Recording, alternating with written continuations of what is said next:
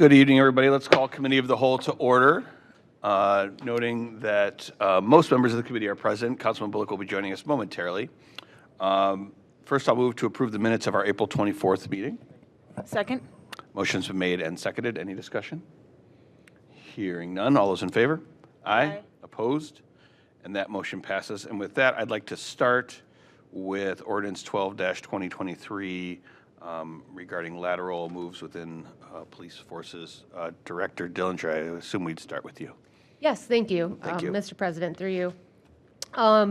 So I know we proposed this language last week, and I know that Vice President Keppel actually brought up, what is the union in support of this? Due to some scheduling conflicts, we were actually just able to meet this afternoon at 2 o'clock with the union and talk through some of their concerns.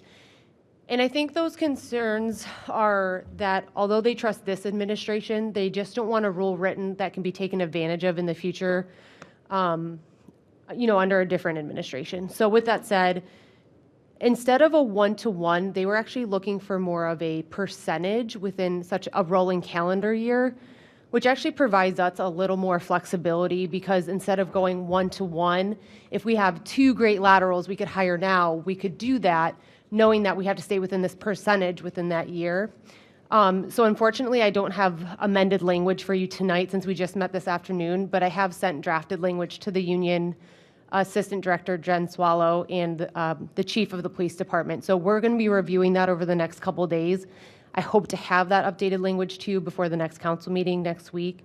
And then that would be also the language that goes to civil service next week as well. So I think we're headed in the right direction in being on the same page of what we're looking for.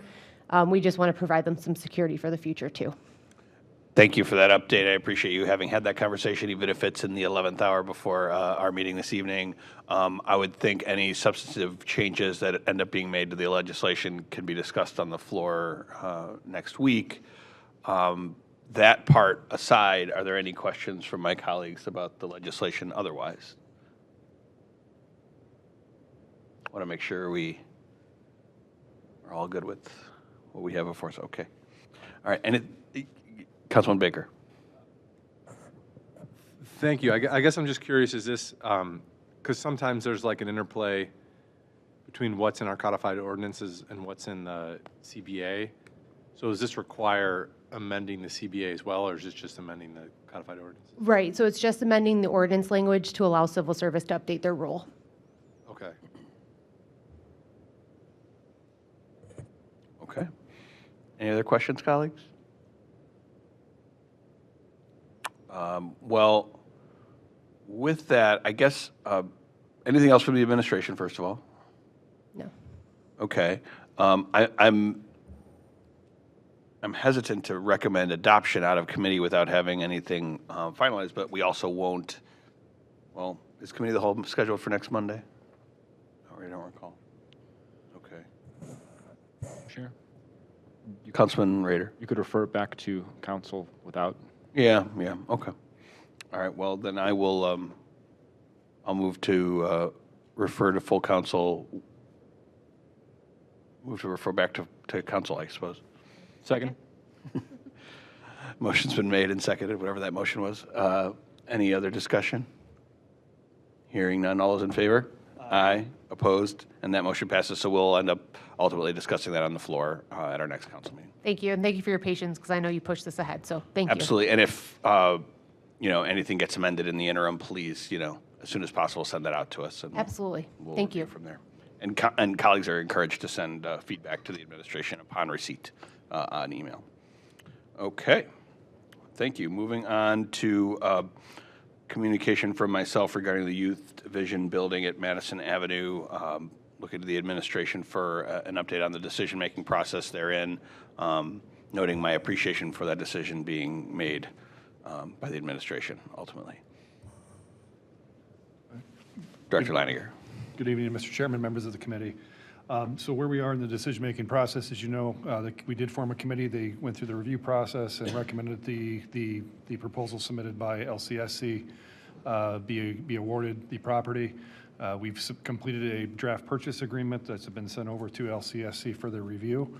Our goal, and we have a lot of work to do in the next 36 to 48 hours, but our goal would be able to turn that and get the purchase agreement on city council's agenda for your upcoming meeting on May 15th.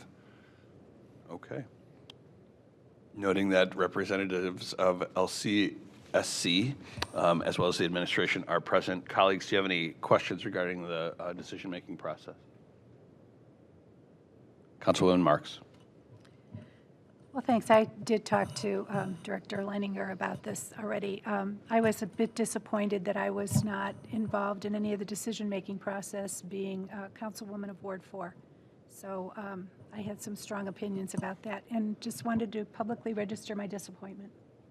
Thank you. Understood. Any other, Councilman Rader? And just for the record, who were the members of the committee that heard this and made this decision? And how was the vote total? So the members of the committee, to Councilman Mark's point, the members of the committee were internal to city administration, and that was purposeful. We were trying to keep it as objective and as neutral as possible. Recognize that council had this process ongoing where you were sponsoring for ARPA funds. That's why we made the decision that we did. The members of that committee included John Story, Chief of Staff, Chris Parmalee, Building Commissioner, Chad Berry, Human Services Director, Michelle Nocta, Senior Planner, and Amanda Kramer, City Planner, comprised that committee. And their vote was unanimous for the award to LCSC. Okay, thank you. Just want to make that part of the record. Appreciate it, Mr. Chair. Thank you. You know, highest and best use is a term we throw around often, and I gather that was the goal of the committee here. I'm curious, you know, in a 3 bullet point or less sort of a way, kind of what the main reasons for the decision were, particularly in the positive or affirmative of who was selected, not necessarily the reverse. So the criteria for the scoring were broken, and this was consistent. This was the same RFP, the same process, the same scoring that we'd set up with the initial round of RFPs that we requested back in the fall-ish? Fall, yes, fall. When we opened this up to the general public and had both private offers and nonprofit offers being submitted. And those criteria for review centered around the project vision statement and the project team. That talked a lot about the organizations themselves, their staff, who also was going to be part of their overall team, as well as then what public purpose were they going to put the building towards, recognizing that the building has a long history of a public purpose as the youth division building. So it was 35 points for the project vision. There were 25 points for the project team, another 25 points for project finances. So that's the overall pro forma for the project. As well as then a purchase offer of 10 points and references of 5 points. Certainly there's a number of members of the committee here that they can speak individually to the overall scoring. But generally for those first 2 categories, the project vision and the project team, the committee made a decision not to elevate one organization over the other based on their public purpose. Both of these organizations are pillars in our community as far as what they do for the community, albeit very different purposes that they have. So they took that subjective portion of that analysis out, and they scored both groups the same. So they were both awarded 35 and 20 points for the project vision and the project team, respectively. Then what's left are then the project finances and the purchase price. I guess first, let me go back. It's not that there weren't differences within those 2 RFPs. There absolutely were. But because the objective portions of that were so intertwined with the organizations and their missions themselves, it's hard to separate that and make decisions on that. So they kept everything the same. But when it comes to the project finances and the project offer, there were absolutely significant differences between the Lakewood Alive proposal and the LCSC proposal. A lot of this came back to what is the return on investment to the community, recognizing that the city has invested tax dollars into this property. There's a certain expectation from our taxpayers that we also then get a reasonable return back on that investment. When you look at that return on investment, LCSC, I don't know the exact numbers off the top of my head, but somewhere north of $700,000, $750,000 of total investment with purchase price and rehab in the facility, a purchase price of $200,000. Versus Lakewood Alive, total investment of $225,000, $250,000. Don't have the exact numbers in front of me. With a purchase price of $25,000. That's a stark difference in the two applications. And so that's really where the separation really started to take place. With LCSC being awarded 25 points, 10 points, 25 points for the finances, 10 points for the purchase offer. Both teams received 5 points for their offer, or for the references, versus then 5 points for project finances, because there was a difference between Lakewood Alive and LCSC, and the purchase offer was also 5 points for Lakewood Alive. So it was a total, when you add all those up, there's a 25-point spread between Lakewood Alive and LCSC. So from a high level, that's where the committee ended up, but again, there's a number of them here for you at your disposal if you have any specific questions. I have a couple questions, but I'll defer to my colleagues first. Our Councilman Bullock's coming in hot. No problem. Councilman Baker, I see a question perhaps looming. Yeah, thank you, Mr. Chair. And this just kind of goes into the, I guess, what's been described to us is that it was a battle of pro formas, basically, of like the two, kind of their plans for the property, what they plan to pay for it. So if I understand it, and I'm phrasing it a little bit differently, Director Leininger, so let me know if this makes sense. But essentially, the investment that LCSC is making is $500,000 because they're seeking to buy the building for $200,000, but then it's $200,000 in ARPA funds. So it's like we could just not award the ARPA funds, but then sell to them for $0, and it's a wash essentially for city resources goes. And then the Lakewood Alive, it's a little bit more complicated, but it's basically $25,000 to buy the building, but then they would use, was it $200,000 they were planning to do, or $225,000 in improvements? So that would essentially be, less city equity, but less construction, less investment in the ultimate building. Is that kind of the way I'm understanding it? So Lakewood Alive was $225,000 total. That included a $25,000 purchase price, so $200,000 of improvements. So part of it is that LCSC is agreeing to put $300,000 more in investment into this asset. Yes, another way to phrase it, yes. Because and that's where it was like hard for me, and I guess I'm, for the benefit of my colleagues, also kind of explaining how I conceptualize these two proposals in the sense that LCSC is agreeing to invest $300,000 more into the building. More of a statement for all of us to consider than a question. Thank you for that. Mr. Chair. Yes, and then Councilman Schechter. So just to add a little bit more color to the investment, there was also discussion with the committee about, so in the proposals, there was discussion about what types of investments were being made, what's the value of those investments. The committee also felt that the numbers that were reflected for those types of investments were actually more accurate on the LCSC side, and perhaps a little bit light on the Lakewood Alive side. So they also felt that the LCSC proposal was a little bit more accurate representation of the total amount of investment that's going to have to go into this building. So just a little bit more color as far as behind the numbers. Understood. Councilman Schechter? Thank you, Mr. Chair. I'm just curious, did both proposals break down how much would be from their own fundraising and how much would be from, let's say, ARPA dollars potentially rewarded? I would just like to know that breakdown. So yes, both proposals did, and both proposals contemplated what happens if ARPA dollars aren't awarded. In one case, there would be a loan. In other case, they would potentially use their endowment. Okay, so it would be the same amount regardless, It whether would be or the not. same amount regardless. I think, yeah, that's. I see you had nods. All right.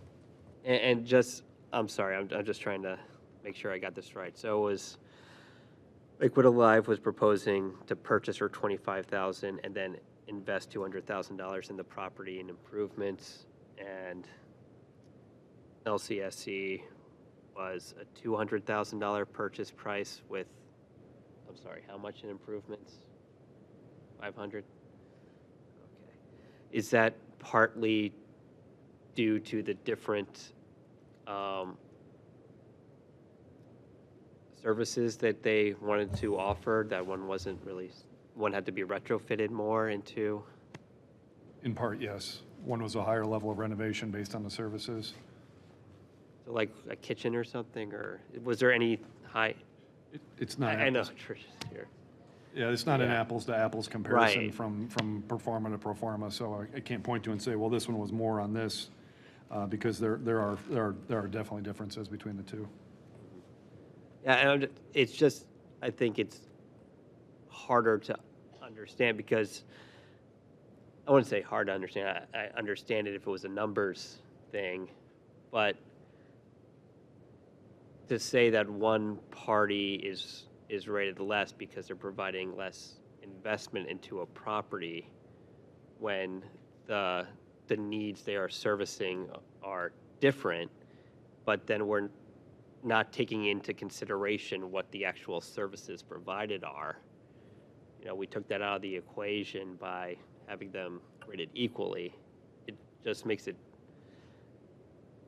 that's just a comment. I'm sorry, that's not a question, and I apologize, that's not a question, but that was just me thinking out loud. I took the administration's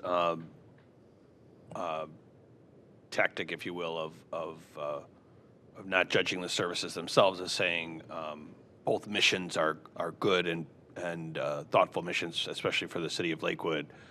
That aside, but then how those missions would use the building is obviously different, and that's where it does get into the conversation, or factor into the conversation. Yeah, okay. But it's not ranked in terms of numbers, right? Like that comes into the conversation, but the context of what the actual services are and the impact, for better or for worse, to the community in terms of getting that being awarded the opportunity to purchase the property.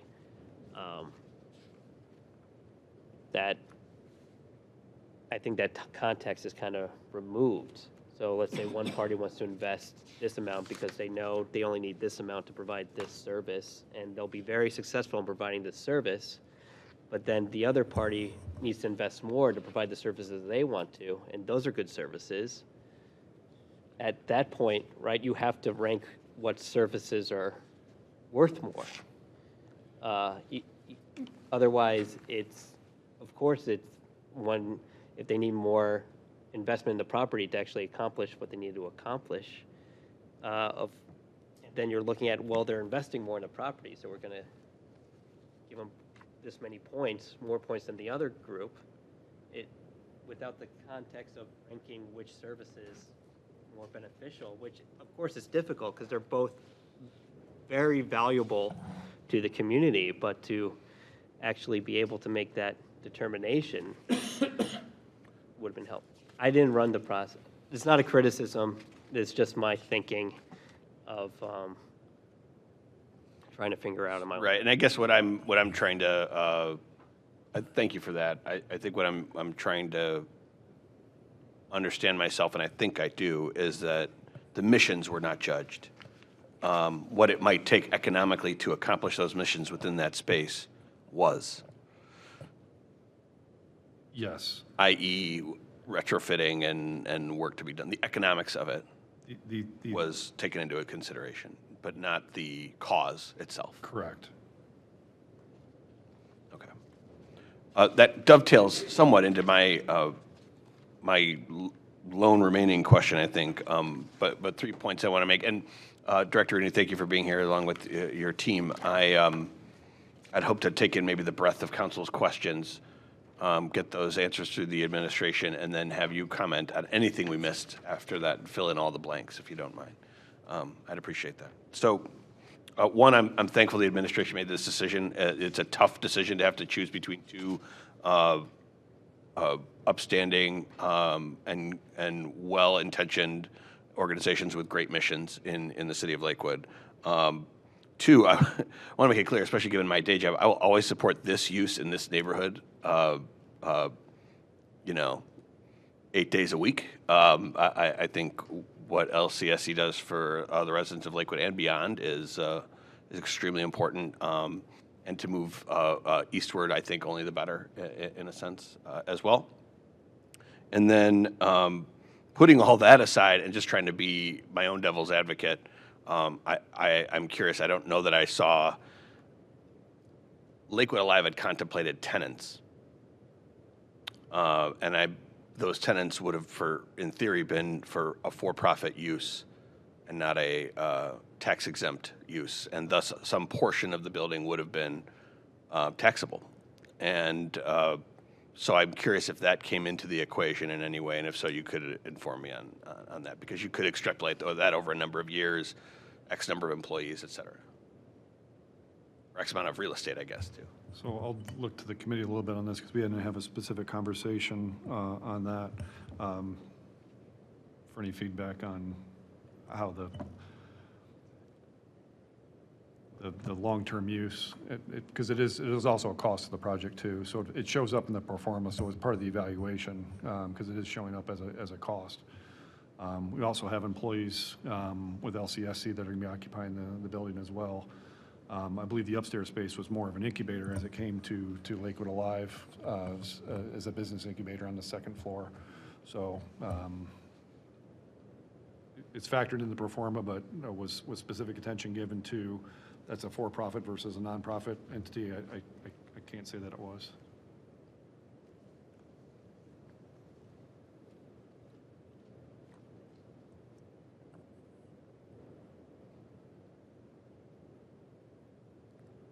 I don't like silence, and I don't like trying to fill it either, but is there any, actually, I do like trying to fill it sometimes, but. Councilman Litton. Yes.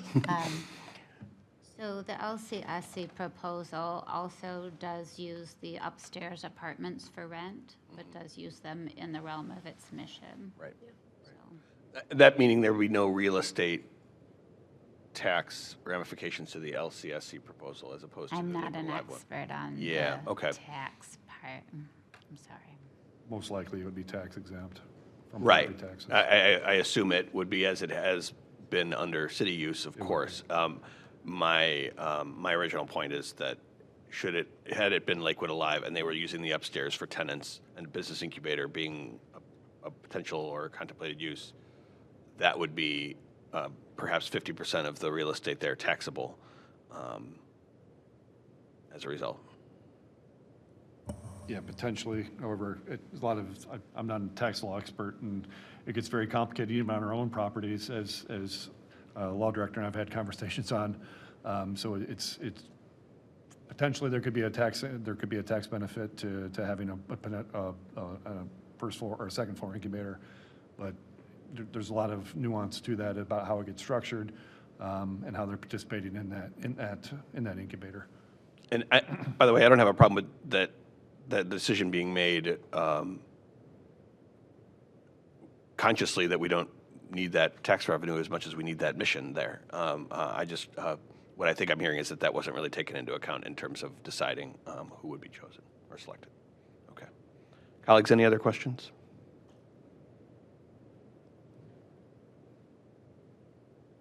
Vice President Keppel. Thank you. I have what is probably a very dumb question, but if I'm reading these, and everything I'm hearing and what I just was flipping through the proposals themselves, so one offer was offering us $25,000 for the building, and the other offer is offering us $200,000 for the building. Is that correct? Do we have, and I don't know if this is something I can ask on the public floor, if this is, but do we have that building evaluated of what it's? We do. The building is assessed, and I'd have to pull up the broker's opinion value. It's $330,000 to $375,000, I believe is the number. I could probably find that. We did have a broker's opinion to value put together on both the youth division as well as Loeffler. But if my memory serves me right, it was in that $330,000 to $375,000 range. So regardless, the city would be making this building available to a community partner at a substantially lower rate than what they would. Ultimately, the building's worth whatever someone's willing to pay for it. We did have an RFP process that went out to the general public, and it was open to everybody. We received one proposal, and we politely said, no, thank you to that proposal. So there's been an opportunity for the general public to bid on this, and we just didn't receive any. And so ultimately, it's worth what someone's willing to pay for it. Yeah. I guess my only, and this isn't so much a question, it's just an observation, is just this goes into our ARPA conversation, so we can talk about that in the next segment of this meeting, but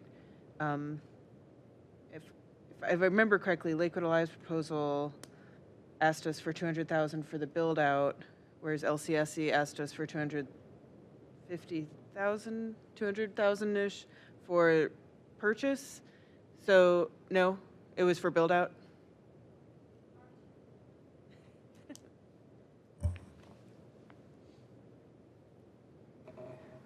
We submitted a proposal to offer the city $200,000 for the building.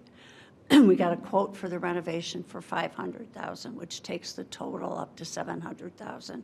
We asked for $200,000 from ARPA that we initially intended to go toward the renovation so that the money to the city would come from us.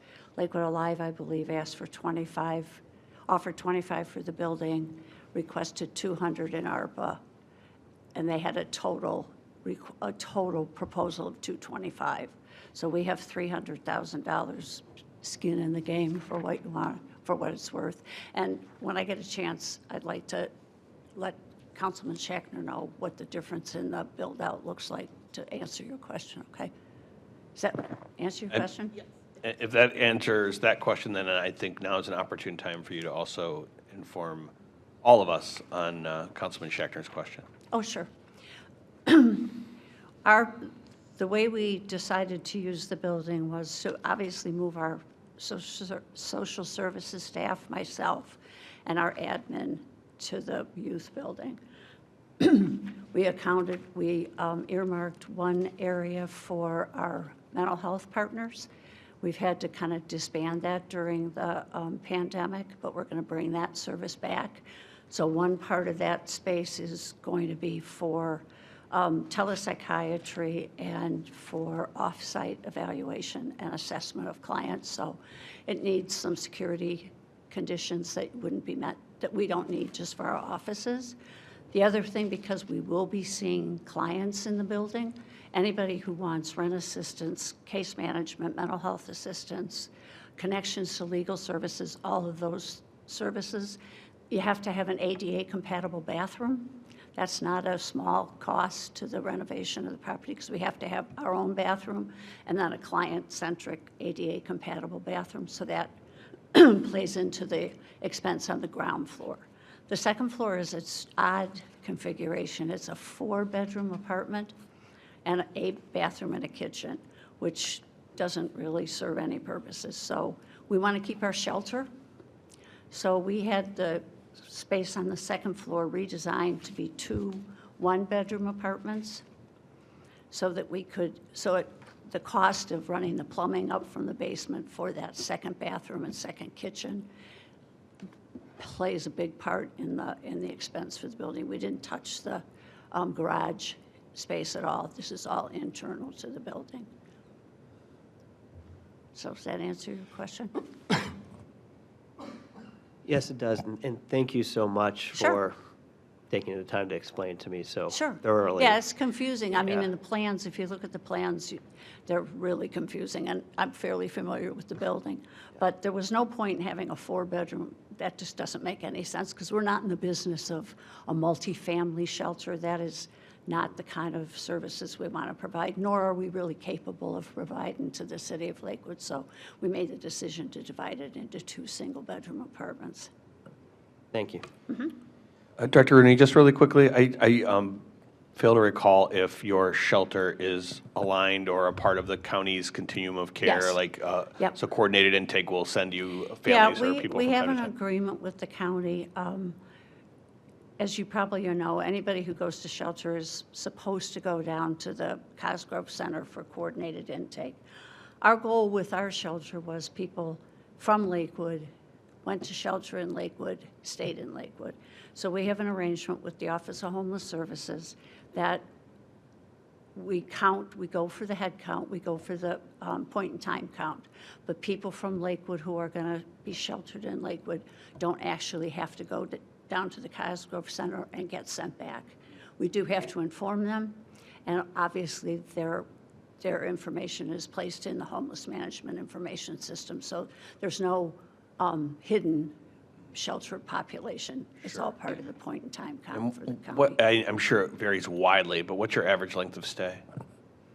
What's the average length of stay? It's, it's changing drastically. It used to be every 30 days we could move people in and out. Because of the high rental costs in Lakewood, people are staying much longer before we can move them out. People that are there now have been there a couple months. We had somebody there last year that was there for 130 days. So people do tend to stay for a long time, Got it. much longer than we initially started 10 years ago. Sure, I understand that well. Okay, thank you for answering that question, too. Any additional questions for Director Rooney while we have her present? Councilman Baker, and then if anybody else has anything. Yeah. Thank you, Mr. Chair. And I know, and I can't remember if this was in a proposal or in some of the various emails or verbal communications over the past couple of months, but I know currently your facility, has clients can come up and get food assistance, or not because of the pandemic. You've switched to in-home delivery, but I know you have a big production in the back where you store food and you have a lot of coolers and equipment. Is the intention, and I think I heard, but I just want to make sure we're clear on the record, that you're going to kind of bifurcate your operations a little bit? So and if that is the case, it looks like, explain that to us. Sure. So we can understand. Thank you. Yeah, we made that decision in September of 2020. We closed when the governor shut us down in March. We reopened 4 or 5 days later, and we went to walk-through, drive-through at our current space, and those of you who are familiar with the space kind of know what that shape is in the back for the parking lot. And as we were starting to think about winter coming, the idea of this half walking, half driving, couldn't come in the building to wait for bus, that was starting to resonate with us. So we made the decision in September of 2020 that we would go to 100% delivery, which is what we're doing now. So people do, when they come up to the building, the current building, to see one of the case managers, they might say, I'm on your delivery route, but I could use another loaf of bread, or I could whatever. But all of our services are done by home delivery, and that's what we'll do going forward. Mr. Chair, and could you, so is that going to be out of this youth services building, or are you going to have a different? Different. And is Yeah. that, where is that going to be? On 117th, on the west side of 117th. It used to be, It was the former Certainty. And I can't remember, Norton the- Industries. Norton Industries, the Packard plant. or Yeah, it's Packard Auto just north dealership. it's north of Detroit before the tracks on the west side of the street. There's a large, I drove by it a million times and didn't know it was there. There's a large warehouse, which I believe is going to be torn down.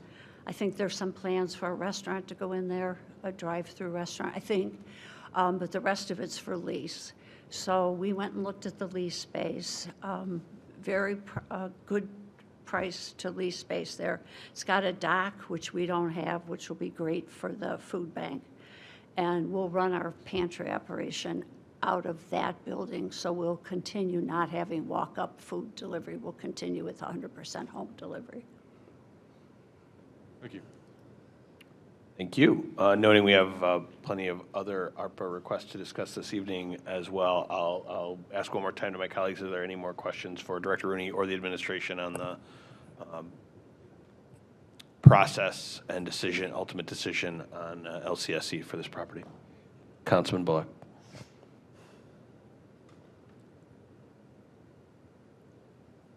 Thanks, Mr. Chair. Sorry, everyone, I arrived late. It was a kid handoff malfunction. Yes, and it's always my fault, as the councilman to the left, your right, says. The kid's okay? Yeah. No, everything's fine. Quickly going into the ditch of personal stuff. So, LCSC, thanks for being here. Thanks to the leadership for being here. You guys do extremely important work, do a very good job of the work you do. You've been great communicators with City Council and the city, so thank you. My question is for the council leadership and perhaps for the administration. So in the letter on tonight's docket, I thought it was well stated. It says, given the need for common ground between council, the administration, and our nonprofit partners before finalizing funding decisions, council leaders invited the meeting tonight with everybody present, and that's wonderful. So my question is, what are we deciding anything tonight? Which of multiple parts? There's two parts at least that I can think of, and maybe there's more. One is the city has to approve transfer of a building to some partner or to no partner and sell it on the market. Yeah, Council, without needing to get into the timeline for that necessarily, what I would envision us doing this evening would be to decide as much of everything else as possible, okay, and then to at least earmark or set aside the amount we had set aside, I believe it was 200, for this purpose with, as is often the case in ARPA discussions here and definitely elsewhere, where there could be some like backup plans or whatever for that funding should that project ultimately not come to fruition. Okay, so that's the second part, which is we have a nearer term decision perhaps tonight or perhaps soon regarding what you just said, Mr. Chair, which is the council decision regarding a portion of the ARPA funds.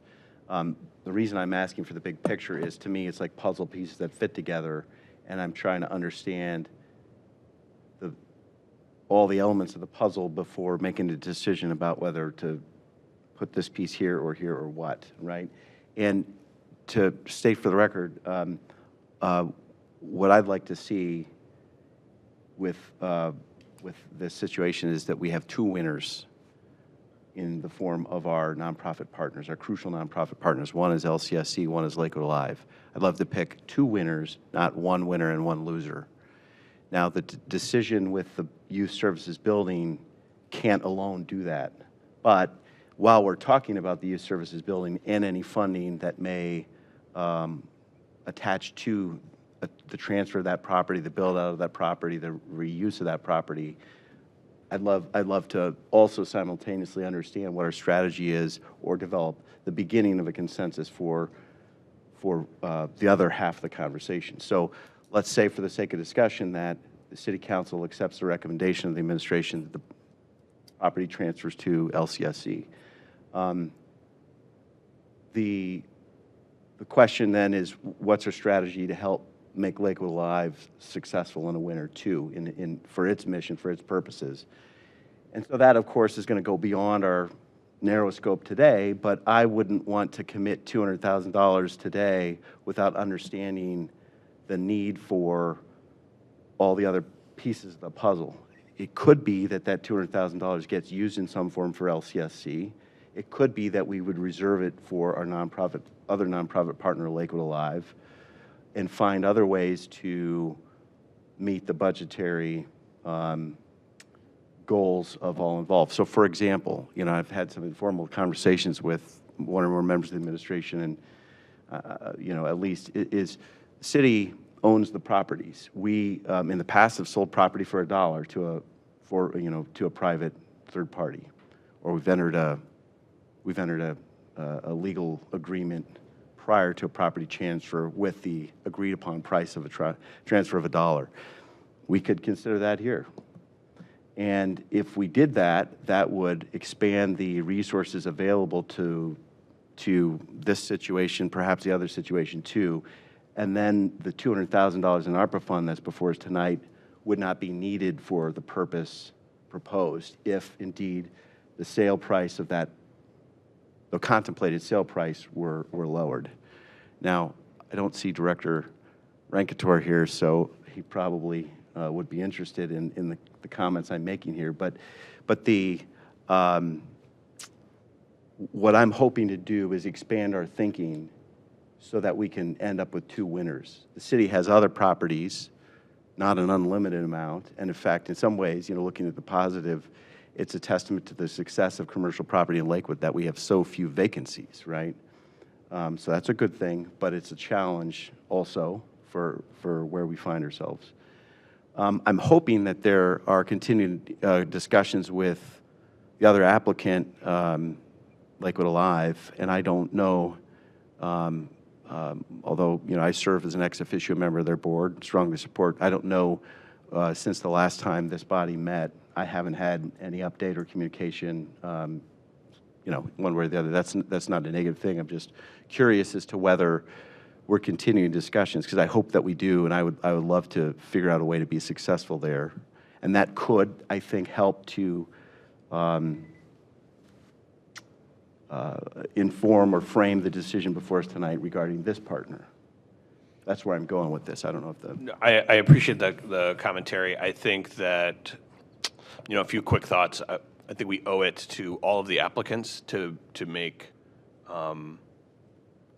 decisions in as timely a fashion as possible. I appreciate the idea that we could be nuanced in how we do this so that we could have multiple winners or whatever the case may be. That said, I think no matter what, one, we ought to discuss tonight's all the other proposals that are remaining out there and get through as much of this as we can. And two, let the process with LCSC and negotiations with the city play out before we make any funding decisions towards that property. I do think we have a financial commitment or obligation here, maybe not a formal obligation, but an obligation in terms of the process we've set up to choose to fund in some fashion one or both of these entities related to this building. And I think that's where we're headed. I don't want anyone feeling like council has baited and switched them on this either. I just think we need to be thoughtful and careful with our process, but also, to your point, nuanced and nimble where there's opportunities to find multiple winners. Yeah, thanks, Mr. Chair. I mean, my response would be I hope we don't vote tonight on committing the funds, which doesn't mean we're saying yes or no to any one partner without first understanding how this tranche of funds fits into and could be a catalyst for solutions to make two winners, not just one. And you could make the case, okay, we're going to move forward with one partner and get that done, and then we'll turn to the next partner and see what we can do. Where my thoughts go, though, is that ARPA is a more flexible category of funding, and we're talking about it now, and I think it's been a good process that we've had. So in other words, we do have the discretion to use the contemplated $200,000 in a range of ways. Whereas, for example, if we went with the hypothetical concept that I put out there, which is that the property transfer would be done for a lower cost, that's not a transferable source of funds. That only helps the recipient, right? So that's my point, right? So we could potentially expand the pool of resources to help solve this dilemma so that we're not choosing one fantastic partner and saying no to the other fantastic partner, or flipping that. Right. I'm putting myself in Director Rooney's shoes and just not wanting to kind of keep moving goalposts, at least not too much, in fairness to a process we set up. I again think there's room to be nuanced here. Well, with well, my those message, discussions. my message is not to do that or frustrate anybody, but rather to look before we leap and see if we can make room for two winners. Okay. Understood. So that's where my thoughts are going. And the similar kind of thing, if we had the other partner here today, similar kind of thing would be also needed, is to say, okay, are there resources? What kind of flexible tools do we have financially and otherwise?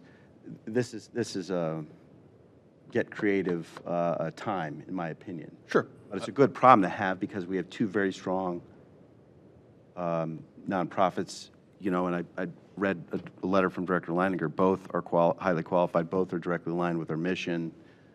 Both are worth supporting. You know, let's figure out a way to do that. Is where I'm coming down. So my message is not to frustrate anybody or to act or not act to undercut anybody. It's rather to try to get both. Yep, I get it. I think Thanks. you and I are both starting to repeat ourselves, so we ought to move forward. I think as chair, I'd like to just start checking some boxes here, and moving on to the next item on our agenda would be one of them. Are there any other questions, either for the administration, members of the committee, or selection committee, LCSC, from my colleagues? All right, administration globally. Anything else that we ought to know or think about? I would just echo that when we saw these two applicants come into this process, we knew there was only going to be one building that we were going to be able to award. So we share in the desire to have two winners as part of this outcome. A lot of different ways we can get there. Yes, we stay engaged. We were engaged with both organizations through this entire process, in recognition that there's only going to be one possible organization selected for this. And so we continue to be engaged with Lakewood Alive. They just went through a building, one of the city buildings today, so stay tuned. There's more to come on that as well. All right. And if you could help us, and as we go forward with these discussions, so that we're not missing either organization in some way through our funding mechanisms, we'd appreciate that. Absolutely. Okay. Anybody, anything else? Okay. With that, I'd suggest we just take like a quick 5-minute break and transition to spreadsheet mode, if that's okay, or do we have the stuff to do it?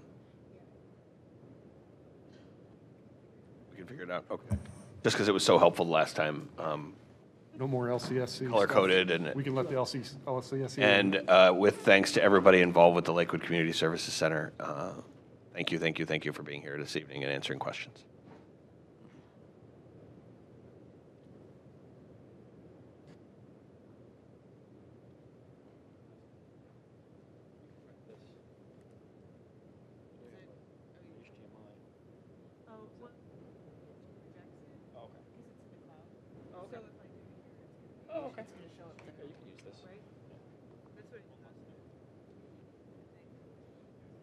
Did he? Are you guys agreeing on something? Would you rather use that laptop or this one? Well, as long as she can,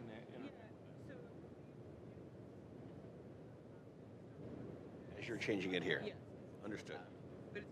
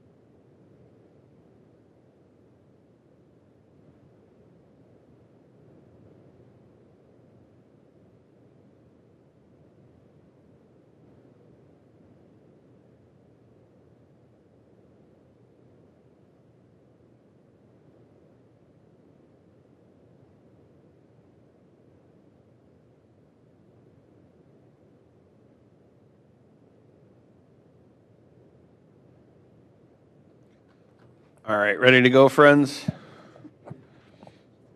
As we're looking to reset here, I wanted to make sure that the moment didn't pass without wishing our colleague Tristan Rader a very happy birthday today, wherever he is.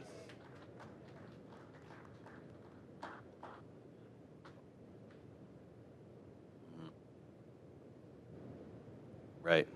He's solar powered, so it's like vitamin D, yeah.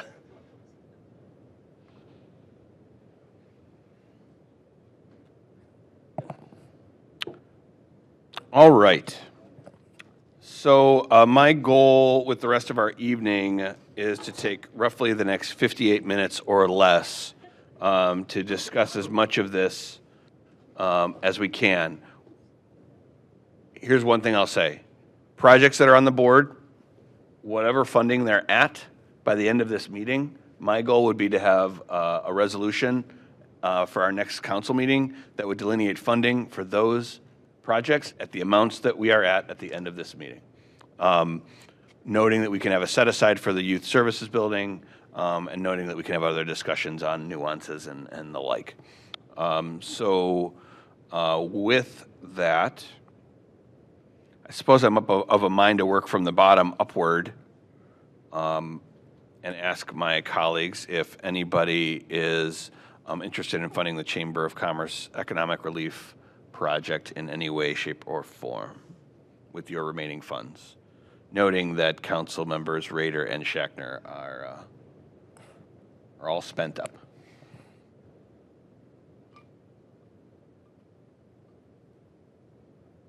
Chamber of Commerce. Mr. Chair. Mm-hmm. I think there are some things in the work with this to maybe edit this proposal a little bit. So I'm looking to hold off until a few more of those conversations have happened. Okay. All right. And I suppose that would not mean, if that number was still 0 at the end of this meeting, that would not necessarily mean not funding this project in any way, but it would mean that this first resolution will not include the Chamber of Commerce. All right. Thank you.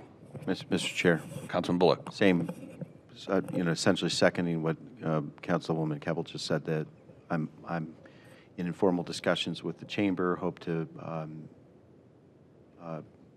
engage in a fruitful dialogue, but that hasn't happened yet.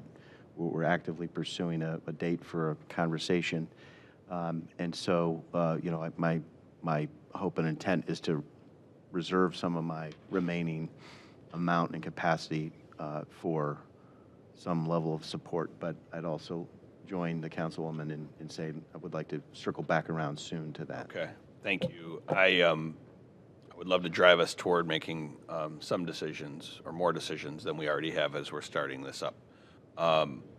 Noting that I have a difference between all the rest of you in that I won't have any funds next year to spend because I won't be sitting up here, and that's a fact. So I just want to make sure you all are aware of your additional funds in future year to think about for some of these projects as well.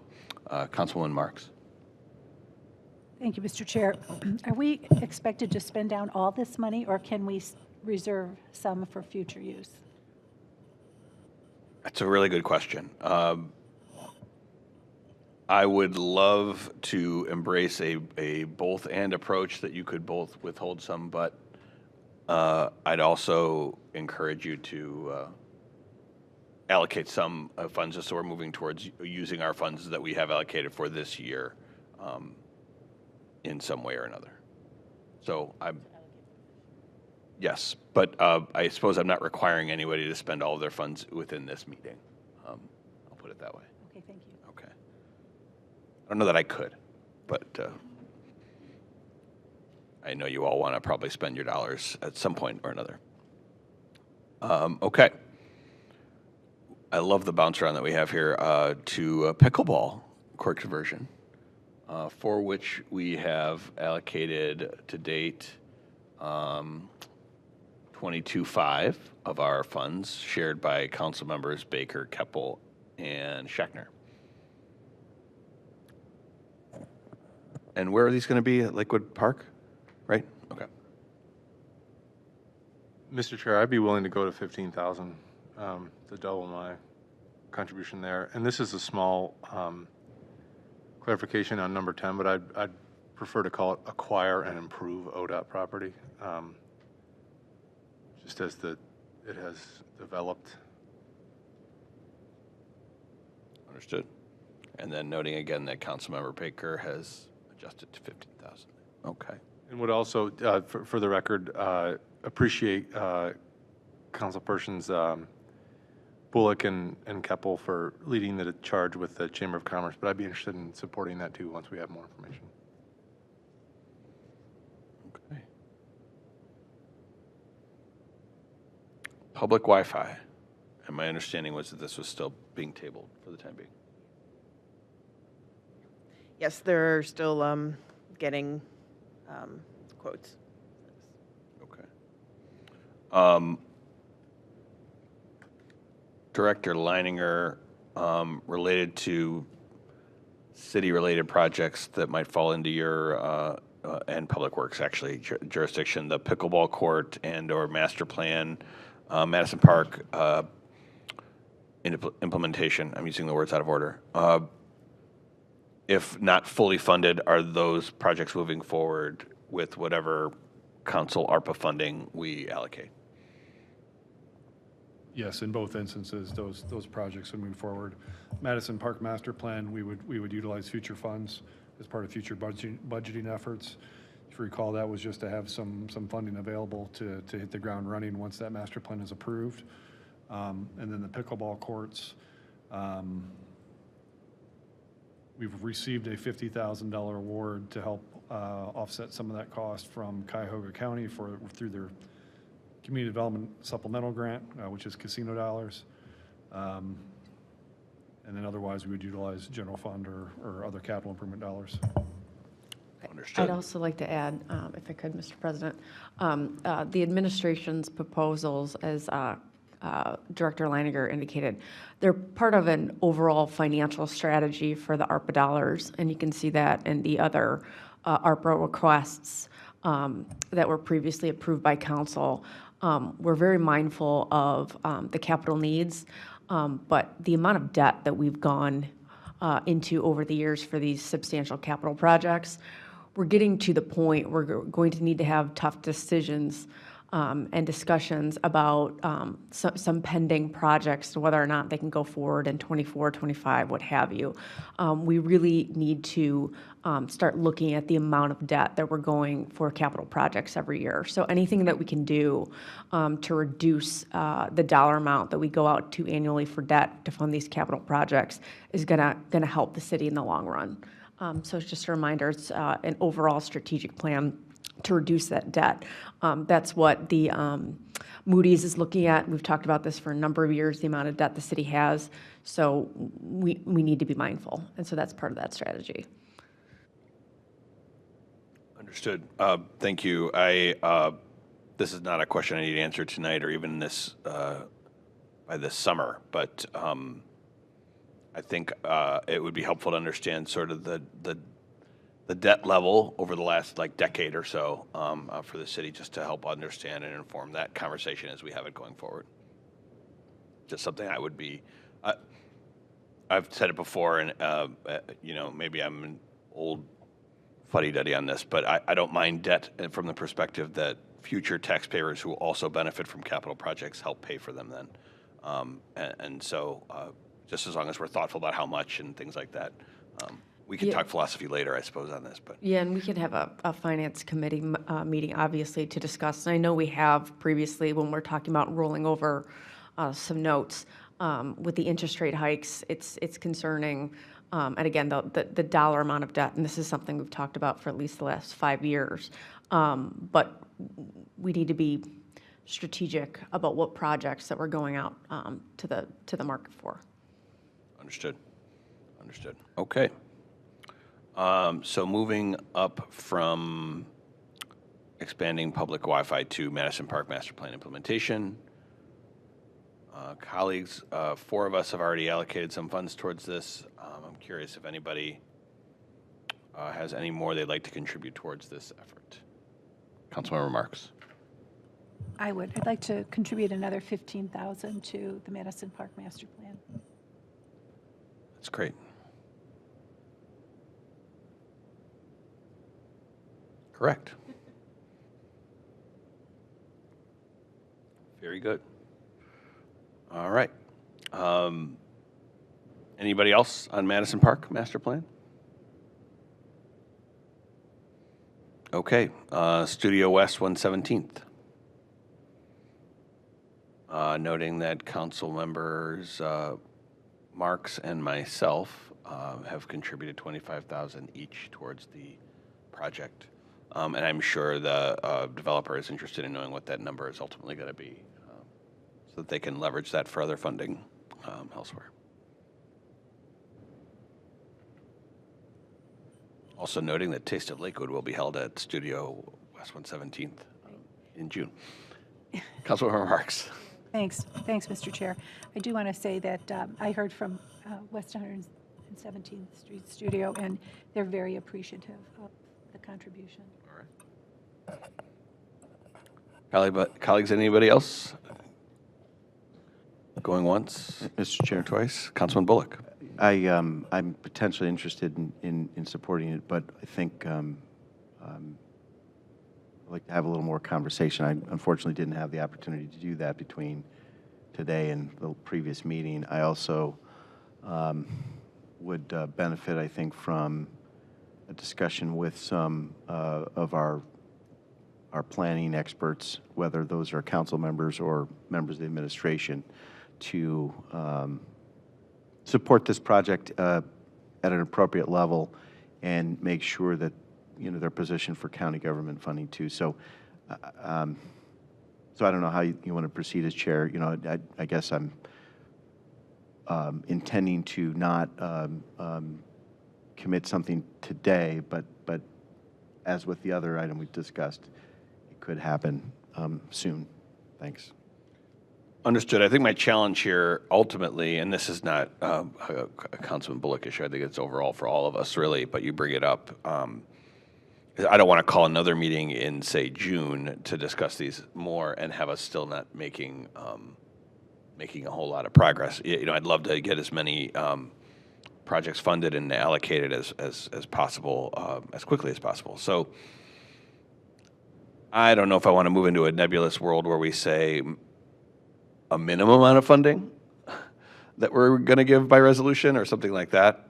We might want to just stick with the amounts that we end up with at the end of this meeting and move forward with some element of funding. But I guess that's just all the more impetus to move forward if people are ready to make any additional contributions. Mr. Chair. Councilman Baker. On the process point, I think, for example, on a couple of these that aren't fully funded, I think there's a world by which the communication that comes out after this meeting awards, let's say, $50,000 to Studio West 17th, and then in September, Councilman Bullock decides he wants to kick in $25,000. I'm sure they wouldn't turn it down.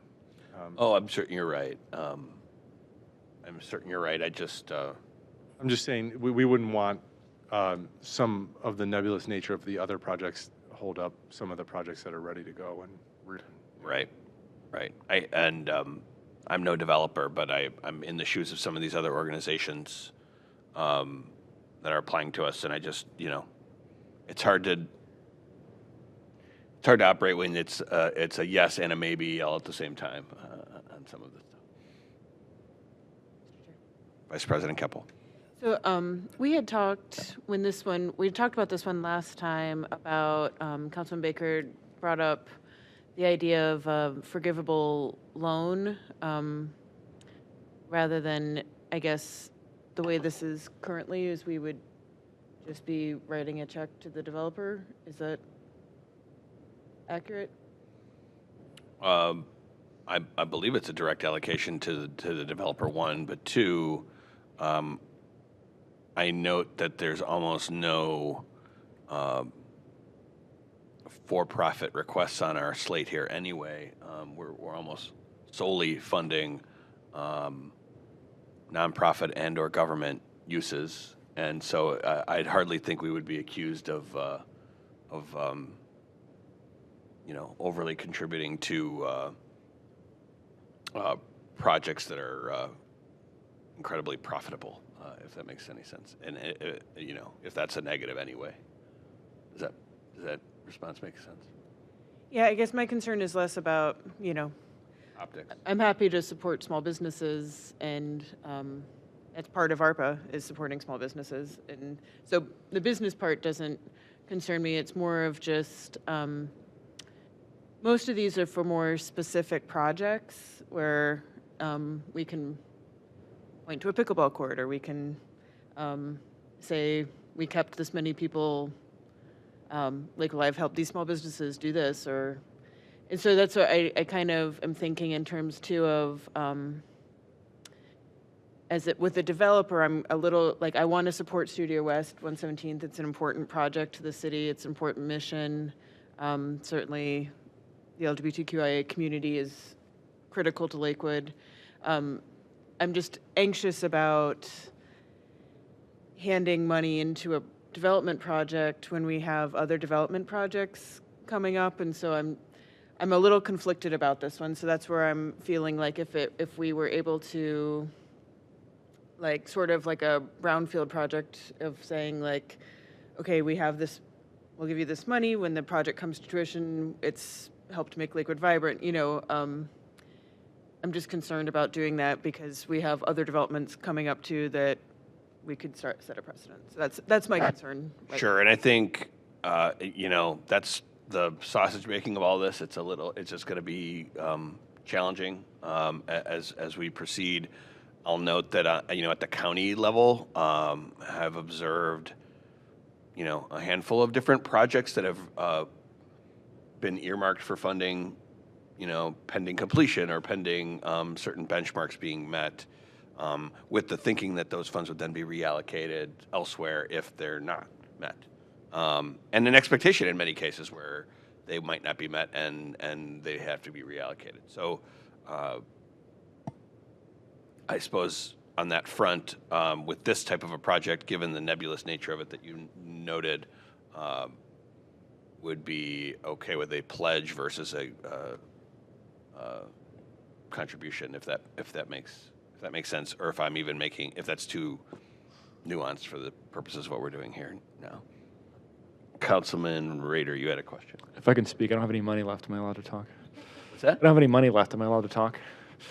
Okay, thank you. I appreciate that. I had a question for I think along the same lines, making it some kind of, should the county award their ARPA dollars, we'll also award our ARPA dollars a contingency. I like that idea. Some kind of pledge makes sense to me because I would hate to award the money and then all of a sudden, just like many other projects, didn't move forward. It doesn't move forward. Then when we're out the money, I just don't think that's a wise, prudent move. Also, I'd like to know if we have had any other conversations collectively here or administration with the county to understand what level they're looking for from us, because it seems a little bit ambiguous. They're looking for some kind of contribution from the city. That money makes a lot more difference, what the county is offering than this little bit that we're offering. Even if we were to give the full $500,000, they're, I think, offering $8 million, isn't it? It's a large amount of money they're offering towards the project. It's in the millions. So I don't know, thoughts? Anyone any thoughts on where the county's at on this? I think, I'll speak for myself. I think I would be comfortable because I think it's simple to award funding pending county funding. Because they'll do their process as well and, award when they award, and then ours could follow that in that way. And we could contribute more to it over time here as we go forward as well. Councilman Schachter, Councilwoman Marks, do you have comments? Thanks. This just came to mind, and I think it ties into the question of, is this something that we're using general fund dollars that are being backfilled with revenue replacement, or is it from the actual ARPA fund? Because I'm just wondering how this sort of contribution would interact with Article 8, Section 6 of the Ohio Constitution, the lending aid or credit to a private organization. And I'm just, Well, yeah, if I could speak off the cuff first and then let the administration fill in blanks if possible. And I know we don't have a chart with this in front of us. I'd venture to say most of what we're funding to date fits ARPA guidelines. And so I would guess that the amount of revenue replacement we would require based on with the trajectory we're currently on would not be onerous to find. right, right. I'm saying if it's coming from quote-unquote general fund dollars, with the understanding, yes, I don't have to go through it. You know it. As general fund dollars, I'm just interested if that runs afoul, because I'm not clear on the public purpose of what Studio West, using those funds. And that could run afoul of that. So perhaps the simple question is, does Studio West fall into traditional ARPA funding guidelines or not?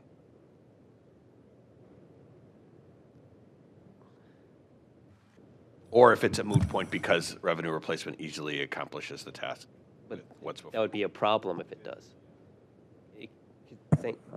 He's asking if it's unconstitutional or not to lend public funds to a private entity. I think the answer to that question is not unconstitutional because it's been done before, but I've not done the research and I don't know. And we have an I think that's why he's economic asking. development fund that we use annually that goes to for-profit. Right, but that's for prescribed public purpose. There's other, I'm just not clear on West 117th's public purpose for using the funds.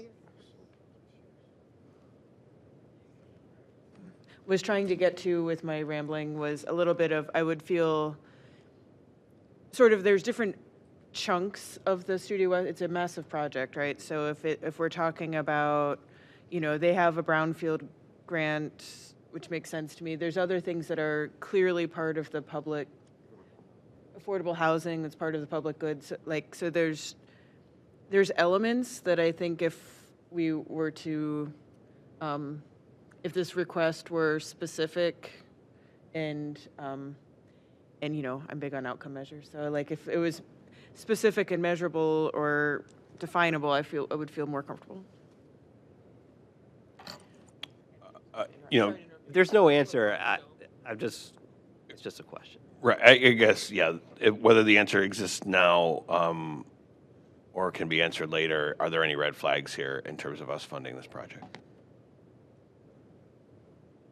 Mr. Chair, I will get an answer for you, but all day long, funding from various ARPA sources to businesses who were affected by the pandemic, for-profit, nonprofit, all the way around has taken place. I mean, it's that to me is always how I delineate it in my head. If you're, and in this case, Studio West is an arts organization in a way. I don't have their charter or mission in front of me, but as it relates to like the Beck Center, as we talked about earlier, that's clear as day, right? Studio West to me is, I'd have to look, but other people have looked at this. I've looked at other cities, how they're giving away this money. Offhand, I don't see an issue, but I will get back to you through the chair, to you, Councilman Shackner. Yeah, it's not a gotcha. I'm not trying to snipe you or anything. It's just a concern. It's just a question that came to mind. That's all. Can I just add, that has been the task since day one from the mayor to me. We got to spend this in the right way, and that's what I try to, you know, during our discussions with all of you over time. And overly simplistic question that I think I know the answer to, but if all 2 million of what we're seeking to allocate here were to require revenue replacement, would that availability exist? Or is there a percentage or a The answer is yes. Okay, very good. Thank you. Mr. Chair? I know she has. Sorry. I think you're kind of changing the rules of the game for Studio West 117th, kind of in the middle of the road, because that should have been outlined to them if you didn't want them to apply to the funds. They're getting ARPA dollars from the county. I don't think anyone's saying they can't get it. No, I'm just saying that you want to put provisions on it, payback and, you know, and I think that's very unfair at this point of the game. That should have been made clear to them when they applied for this monies. And I don't think that was understood. And to answer the question, I think, to Councilman Rader, the county has been invested in this, and they were looking specifically, I talked to Dale Miller, and they were looking to see what the city had, what skin the city had in the game in order to determine how much money the county had put into it. Because if the city wasn't interested, the county's not going to foot the bill for it. So they want to, it's in our city, we'll benefit from it. And it's a tremendous commitment to our city. Can I respond to that, Mr. Chair? Sure. Yeah, I agree. I'm just trying to understand like what level of commitment the county is looking for and kind of what, like, so are they looking for that full 500 or they're not going to do the X millions? They're looking for 50,000 and they'll do, I'm just trying to understand how we can have parity, that's all. Yeah, and I think. And I they- support that idea. Yes, and I think that they asked for the moon, recognizing they might get a piece of the pie. You know, it's a huge project, and I think they'll be happy to get what they can get. And they have done a tremendous amount of work on their own to get funding through grants and from their personal commitment to the project itself. So, but I don't think we can change the rules for them and say, all of a sudden, that, you know, if you don't use it, it's going to be paid back. I think that would be very unfair at this time. Mr. Chair, Councilman Bullock. just to share a little bit. So I've had the chance to talk with our council representative in county government, and can report that there's optimism and confidence and interest in this project from not just one, but multiple county leaders on this front. You know, is the view of our council representative that it's positive if the city also commits some funds. The county has not just ARPA, but other funds, casino revenues, and some other discretionary funds. It could be that there's an announcement that comes soon. You know, and so I don't want to communicate anything but optimism, confidence, interest in this series of projects, really a series of phases of projects. It's very ambitious, and I think it's all to the positive. Part of why I want to do a little more homework is because I'm low in the allocation that I have personal discretion over. And part of it is these other questions of how to appropriately use financial tools of various kinds for this category of potential support, right? So maybe if I could suggest, Mr. Chair, one approach we could take is, first of all, we could agree to some reasonable deadline to get our work done, to your point, and you've been a great facilitator of this process. I think it's very successful. Thanks for keeping at it and making this happen, number one. Number two, where for some of these that need a little bit more work or conversation, maybe we agree to an informal deadline so that it's not, as you say, hanging out there indeterminately for a long, long time. Number three, we could also consider, I think as you were almost implying before, okay, let's have a round one resolution that has, contemplates an award with whatever there's consensus for now, and we contemplate a round two resolution with an award potentially for the remaining amounts in 30 days or 45 days if it needs 45 days, right? But that way it's not making some parties wait and other parties, were rushing or making a decision without full information. Some of these are a little easier because they're public. You know, when we're investing in Madison Park, that's an easier decision because it's an internal investment, for example. Thanks. Thank you. So with that, and that commitment to moving forward with whatever is funded by the end of this meeting, and having precisely half an hour left, I'll have a last call on anyone who'd like to fund the Studio West 117th project right now. Vice President Keppel. Thank you. I just wanted to respond momentarily to the comment about changing the rules. I'm speaking as someone with my allotment of dollars on how I feel. So just like I did with the Chamber of Commerce and I'm doing with public Wi-Fi, at this moment, I don't feel comfortable making a decision, and that I would feel, and I was expressing how I'd feel more comfortable, which is information that the Studio West folks might want to have. So not at this time, thank you. Understood. And so with that, to clarify,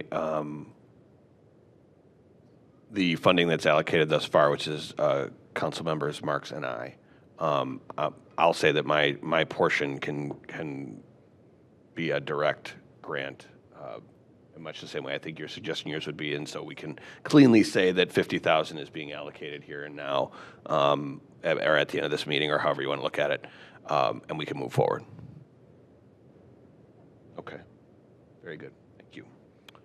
Any further comment on that project? No? Good, thanks. All right, let's go on to a little bit of discussion.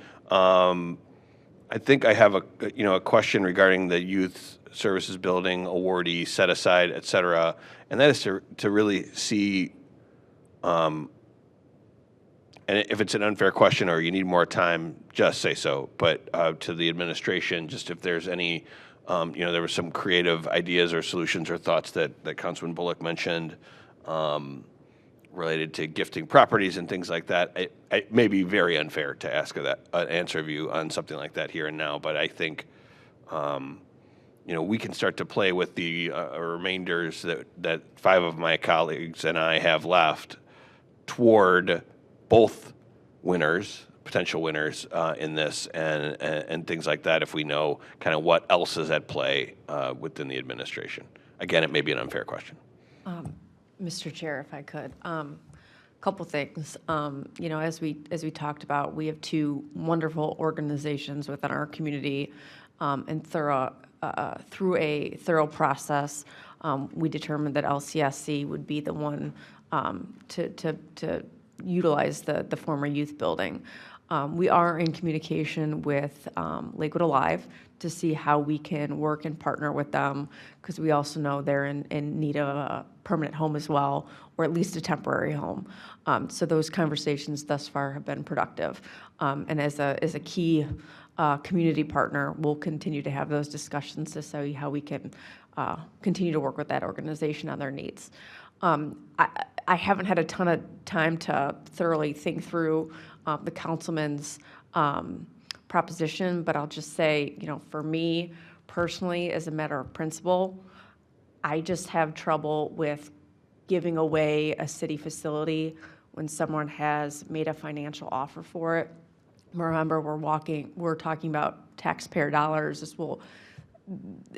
So I just, as a principle, I have issues with giving away for $1, and that's just kind of how I feel. But I haven't thoroughly vetted the process, how we'd go about that, so, for what it's worth. Sure. Well,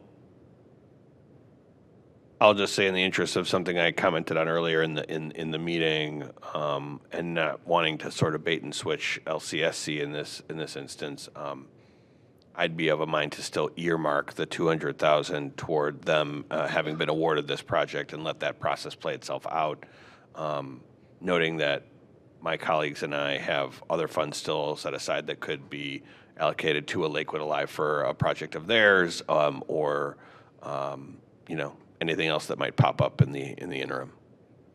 Comments, colleagues? Go ahead, Mayor. Just to add, and Sean would have better details than I would on this, just in terms of where the dollars would go. So this building, assuming we provide the $200,000 to LCSC for ARPA dollars towards LCSC, those dollars are then turned into CDBG dollars. And we've had a history of doing some very good work in the CDBG areas. So we're all on the same page and knowing where those dollars will go. So it's not like it's going back into the general fund, it's going to CDBG. Mr. Chair. Councilman Bullock.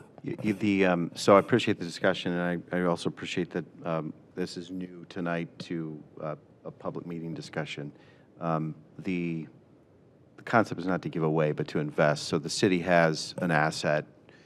The argument, to the degree that people would be interested in supporting it, would be that we'd be endowing a crucial partner for a long-term mission, which we can expect is going to be with us for a long, long time, probably always, with LCSC and Lakewood Alive both, with an asset. So the city owns some things that are cash, and the city owns some things that are assets.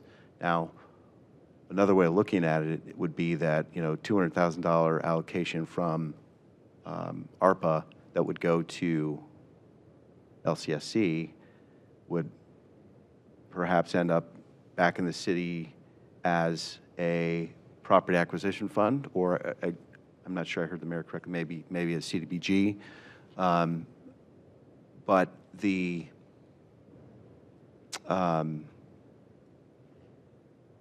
but I think the price tag to make two winners is going to be bigger than $200,000. So to your point, Councilman, there's this row 26 has some funds in it, but even if we add up every single nickel of those and the $200,000 and contemplated that as a Lakewood Alive budget, that's probably not going to alone solve their need for a long-term permanent home and a potential revenue source so that they're more financially independent going forward. You know, so I think this is a bigger conversation. I mean, and I think we can get creative. There's other tools such as the forgivable loan concept or a low interest loan that could also help.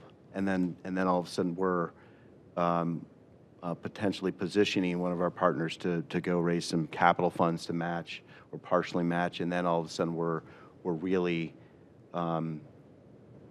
setting them up for success, right? But I haven't had the chance tonight to talk through all of that. I'm just one of seven. I think are having a good discussion now. There's some others who I think would need to do a little bit more factual exploration and identify financial scenarios. So my preferences would be to hold and reserve the $200,000 still, and then it's available for either partner potentially. And I think we differ here, frankly, Councilman. I think no one will accuse you of not being a strong advocate for Lakewood Alive, a very good, an important program in our city. We're talking about 170 currently allocated to Lakewood Alive for other things, but in this current matrix, I think we have 170. Am I making that up? 120. And then 50, so 170, if I'm not mistaken. Allocated to Lakewood Alive currently. The remainder of our funds to give, I think, would make an appreciable difference if Lakewood Alive could use them. We're also 6.5 months away from the next council being able to decide on further funding that could potentially go to Lakewood Alive. And so I'm of a mind to do this set aside now pending an actual agreement on the building. And moving forward. Okay. Vice President Keppel. What's the timeline on that coming to council? I know that the agreement is being worked on, but is that at our next? So yeah, based on the conversation we had during the recess, the agreement most likely will not be ready in time for your May 15th packet. What we've discussed, at least conceptually, is advancing the legislation, noting that in the cover letter that we will substitute the agreement at the committee meeting and catch the agreement up, but it doesn't look like it's going to be back in time for us to include it into the packet. We can still advance it, still go through the regular reading process, which would put it, if it enters May 15th, would put it to the second meeting in June to be find all the rules and procedures and be the first time we would talk about it. It's readings 3, 2, 3. All right, second meeting in June. Thank you for that clarification. Any further follow-up? Well, I guess that's just to say that I think, one of the goal, or my goal, I'll speak for myself, was when we're either the things that we have set money to tonight, that we're coming out of this with a resolution for our next council meeting saying we're allocating these funds, and maybe there's projects some of us are still working on that we'll talk about later, but the thing like the 50,000 for Studio West and the however much we've allocated for these things, that resolution is going forward for the next meeting, which I'm just thinking in terms of the agreement with LCSC, rather than just having it as an earmark, we would probably want to decide whether that's going to be in a resolution. It's probably doable to include the 200 in a resolution pending an agreement with the city. One, two, again, I'm putting myself in their shoes, their ongoing operation with a hardworking board. They've put a lot into this. While I think we can find a way for both organizations to be winners, there's a particular process that happened here where they were the winner, and LCSC that is, in terms of being selected for that building, and so I'm of a mind to still do something to formally allocate at our next council meeting these towards them. Are we agreeing? Yes, we're agreeing. I'm not taking yes for an answer? Yes, you're not taking it. I'm saying that we should, I think we should, if we're going to, rather than just saying, oh, we'll earmark it and we'll formally decide later, I think if we're asking okay. them to enter an agreement with us, we should tell them whether they're getting $200,000 or a building for $1. That's what I'm thinking, right? Understood. Is that the correct order? Mr. That would be helpful to the applicant, that would be helpful to us as they start to make decisions and how to move things forward. All right. Any further comment?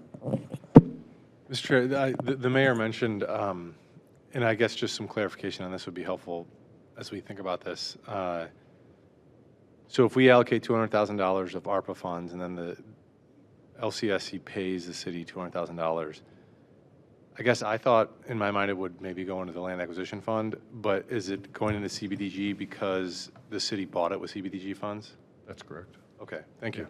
That's correct. And we're still doing some research on that. Everything that we've found to this point tells us the money needs to go back to CDBG, but we have some time and space requirements. Also, how much did I think we paid $125,000 for the building back in the early 90s, mid-90s. So is it just a reimbursement of what we paid, or is it the profit as well? So there's still some questions that we have to answer, but everything's telling us it has to go back to CDBG, not the land acquisition fund, as there's an ordinance from City Council directing any sale of property to go to the land acquisition fund. Yeah, so when we get to that point where we're considering the ordinance, would be helpful to have that information. Mr. Chair. Both good funds for the money to go to, by the way. So, Mr. Chair, with respect, I didn't make a decision to select the youth building winner to be LCSC. I love and respect them, but I don't think we should talk about the decision as if it's been made. I think this administration has done a thorough process and has a recommendation, but City Council can approve or not approve that legislation to authorize a property transfer. So City Council can still make a decision how we want.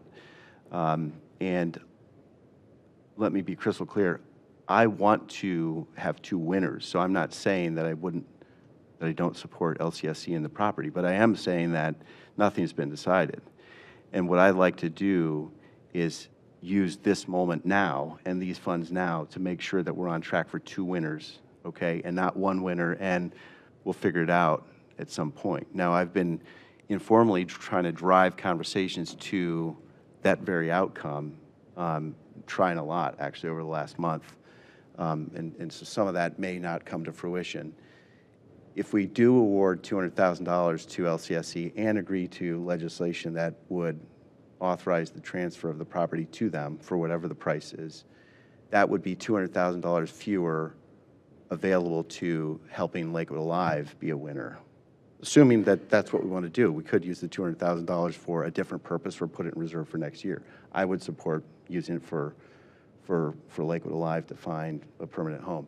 We don't have to do that, but I just want to, what we might be doing is driving up the costs to the city of finding a solution for Lakewood Alive. Because if you're going to outcommit this $200,000 to them, whatever the costs are for Lakewood Alive now have to be covered in some other way. So I think there's a way to get creative and solve these things, but I can't do that alone.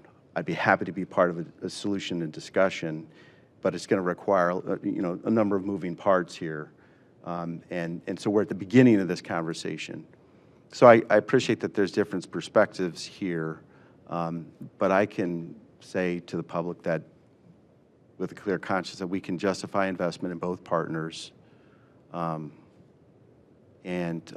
me, we don't really lose that much time if we allow ourselves to have an expert analysis and discussion, and let's set a deadline of whatever time period that's small but makes sense and allows for this concept to be run to the ground, to see if it's possible, or to say, if we need to find $200,000 from some other source, we'll do that.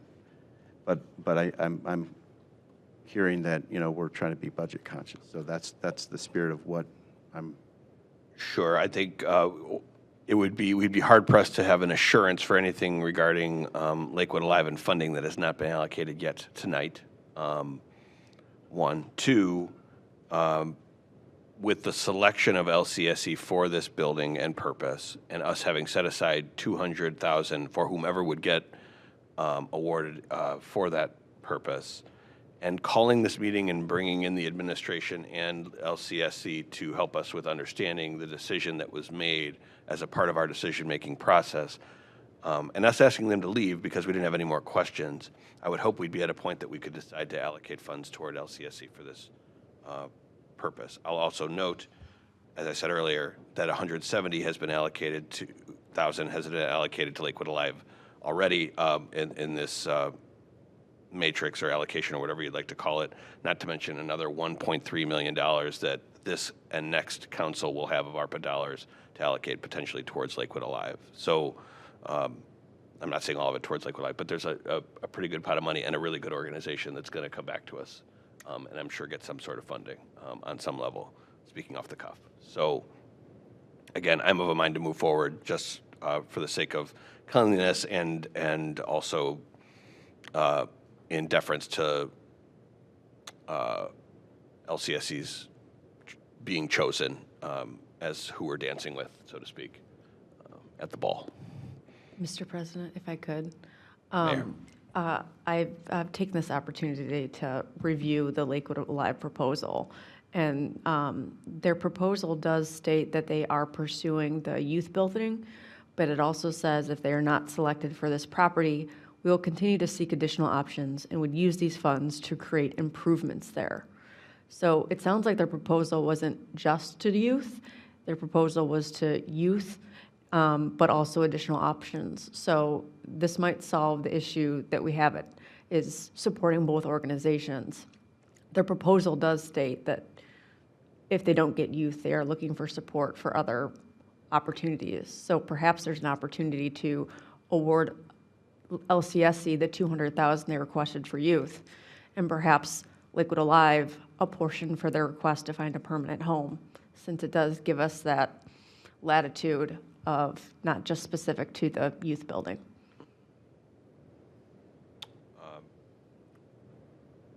Well, I don't know if that gets us any closer to a decision on the 200, as I thought I was getting to, but perhaps not. My thought was trying to solve for Councilman Bullock's point of trying to. Yeah, I understand. Councilmember Marks. Thank you. Thanks, Mayor, for bringing that forward. Director Leininger, what are the options for Lakewood Alive at this point? I mean, you mentioned before that you were looking at some things with them, perhaps? Correct. So someone had said this earlier, the city does have some resources available to us. However, it's a finite amount of resources. We're maybe in a unique position than we've ever been in. We have some excess property ourselves that we're trying to figure out what to do with. So besides Youth Division, we also have the Loeffler Center, which Lakewood Alive had expressed some interest in the past, but ultimately decided as part of the original RFP process for that building that it wasn't the right fit for them. And that still very well maybe the case today. The other property that we have available to us is the house that we own next to Cove Community Center. It is a house. It's going to require some conversion to make it usable for office space, but it's a 3,500 square foot home right now sitting vacant. We no longer need it for stormwater purposes. Perhaps we might need it eventually for our needs, but right now we don't have a need for it. And the other property that's recently started to come into the conversation is we own the Lakewood Community Health Center right behind the Cleveland Clinic building, that 3-story building. Right now, the first floor is leased by the daycare. The second and third floor is leased by the Cleveland Clinic. A portion of the second floor, I believe it was the Neuro Institute that used to, or no, it was the nursing institute was on the portion of the second floor. They vacated that space during COVID. They sent all their care coordinators home. They did this hospital-wide.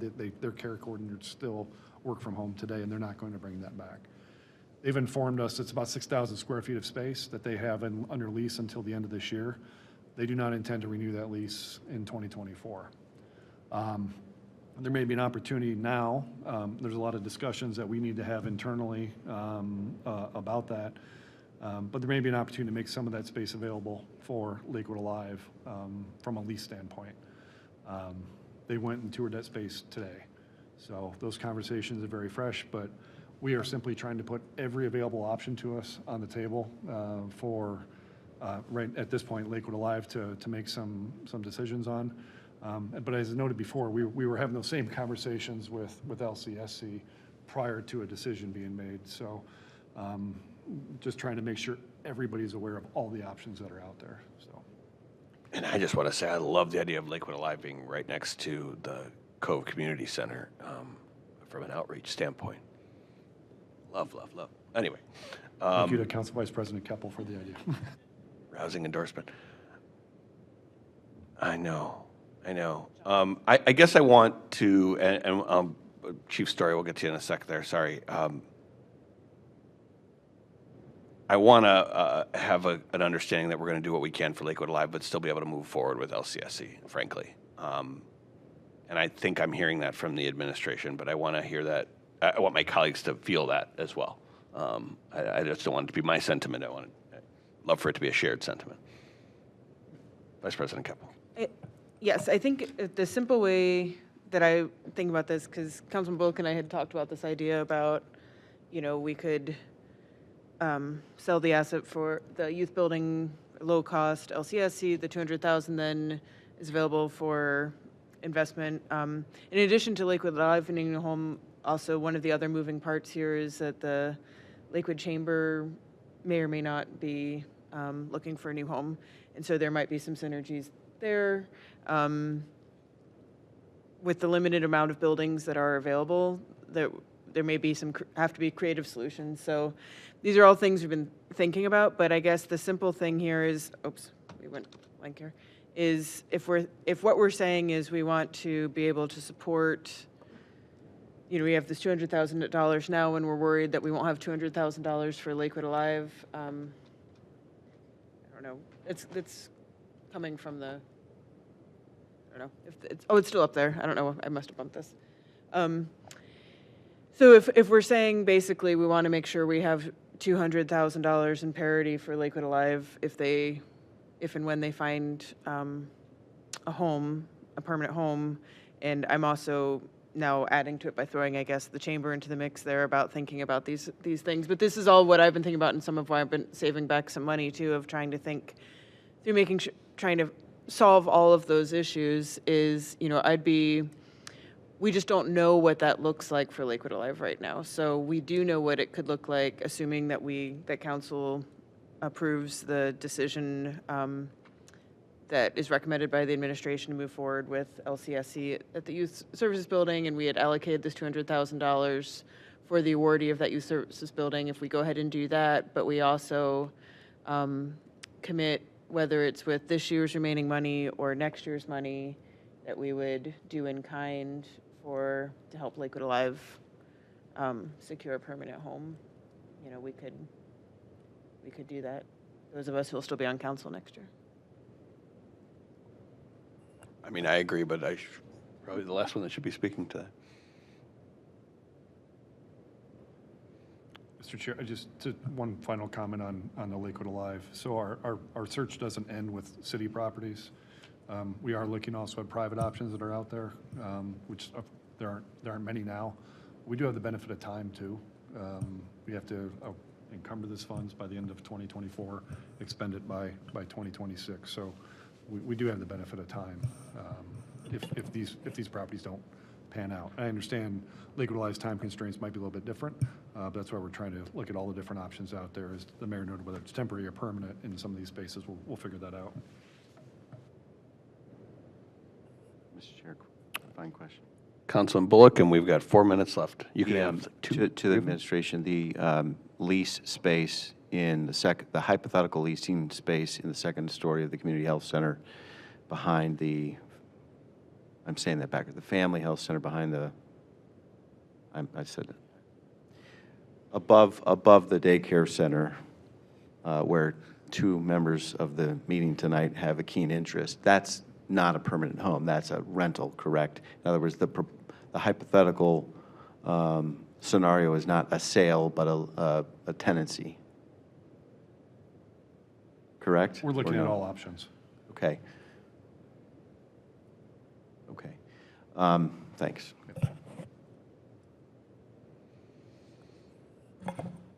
Okay. I'll chime in here if you don't mind, Mr. President. Birthday boys? Just to round it out, and I don't have any money left, I really shouldn't say anything, but I should note, we are talking about our shared funds as it relates to Oh, this that's true. 200,000. Hey, that's right. So please don't talk now. feel like you don't have a right to speak. no, but there are $318,000 left for those members that still have some money to allocate. I mean, I feel pretty comfortable moving forward with the plan as is, and then certainly circling back and would support my members and whatever else we need to do for Lakewood Alive once we had a more solid understanding of what that solution is. And I appreciate Councilmember Marks' question to the administration. It makes me feel better that it sounds like there's a lot of brains larger than mine engaged in this, and my heart goes out to them for needing to find this space so quickly, and I'm hoping that we can all sort of do what we can to make that happen. And if it means coming together between now and even doing a special meeting if we're needing to allocate some more of this money in order to get them into a space, if things look clear, if we have a plan that we can kind of back, like I'm all for that. Councilman Marks? Thank you. I thank you, Councilman Rader, for that comment. I too feel that it's important that we show Lakewood Alive that we're committed to them in this regard.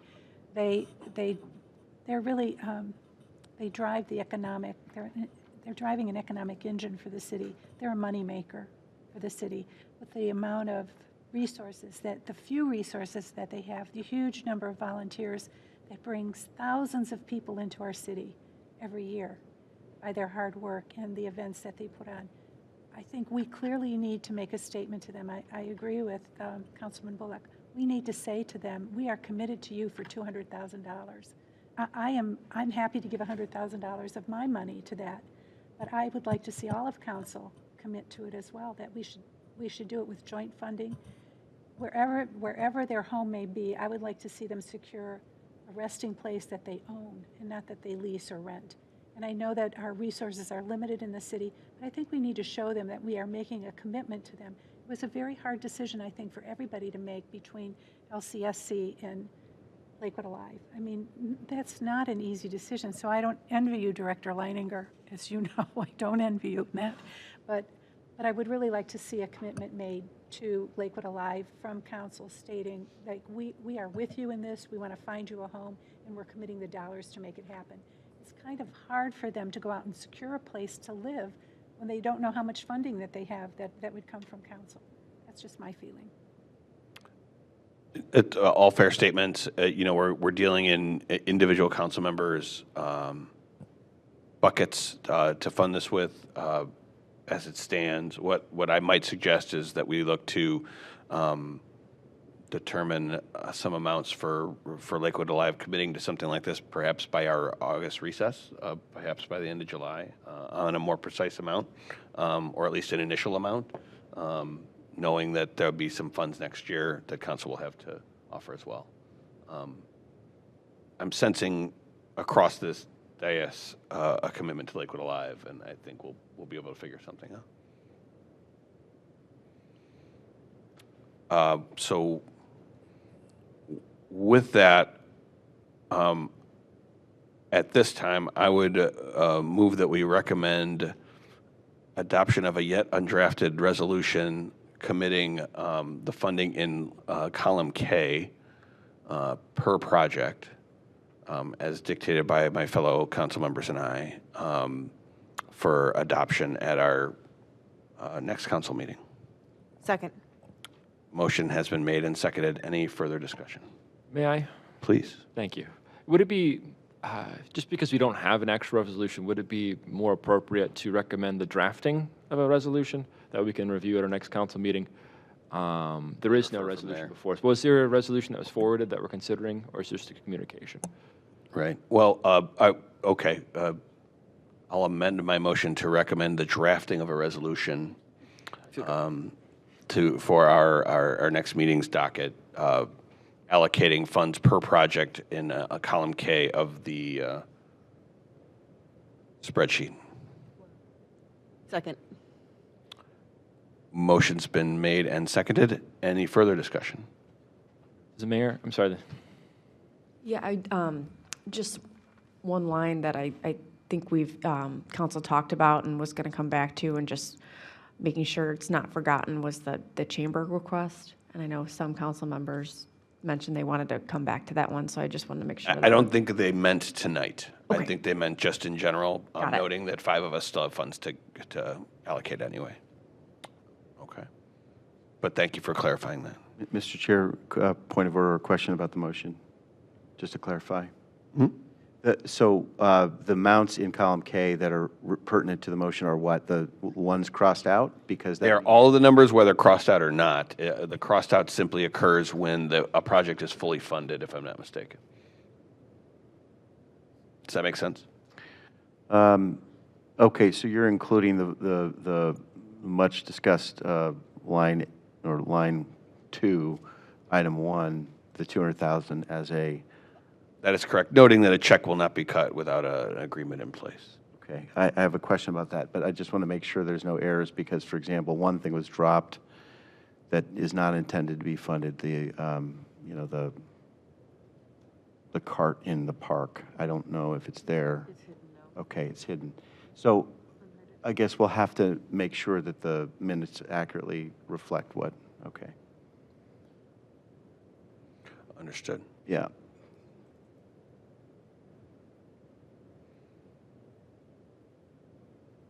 And, So that's you know, still I think we there. know our intent here as well, so if anything needs adjusted at full council, based on what I think we're all looking at here and agreeing upon, we can do so.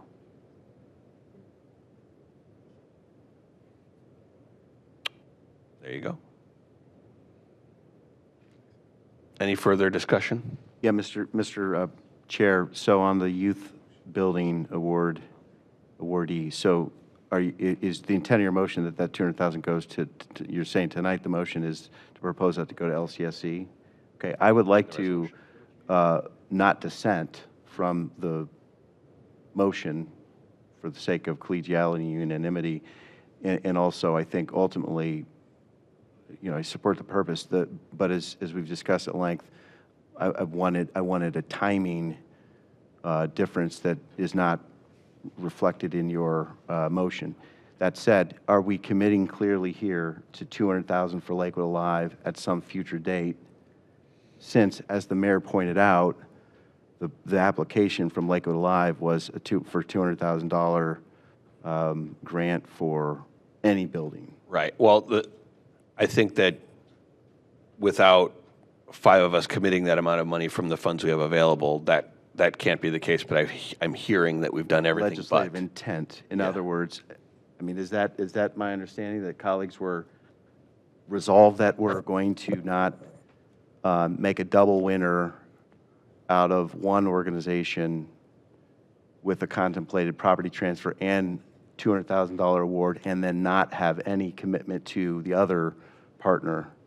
So I just want to be crystal I clear. think that at this point, we cannot make a formal commitment because no one's. It's not a part of the motion, I understand, but that's the legislative intent. Is that what I'm hearing? Yes. Okay, thank you. I'd welcome any comments if my question is stated. Thanks. Mr. Chair, and I think, we've talked about this a lot, and for the record, I support Lakewood Alive. I want Lakewood Alive to find a forever home.